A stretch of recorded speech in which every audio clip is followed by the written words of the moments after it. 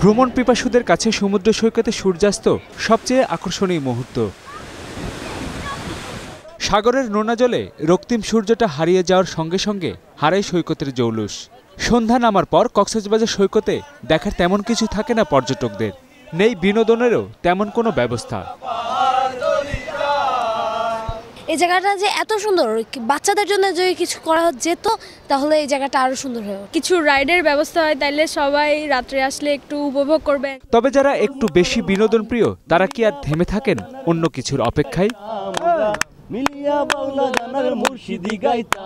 বিশ্বের দীর্ঘতম এই সমুদ্র সৈকতকে রাতের উপভোগ করার সৌভাগ্য কজন পর্যটকের হয়েছে সেটি হয়তো জানা নেই।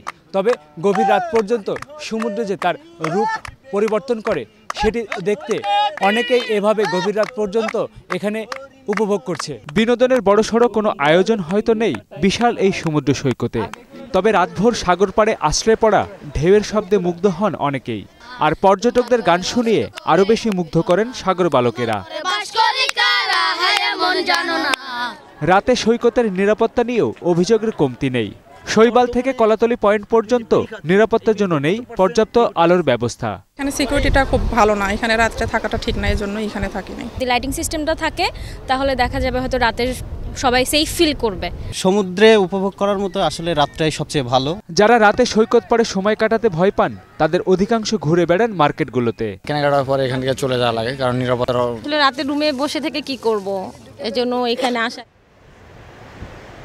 জুলহাস কবির, 21 টেলিভিশন, কক্সবাজার সমুদ্র সৈকত, কক্সবাজার।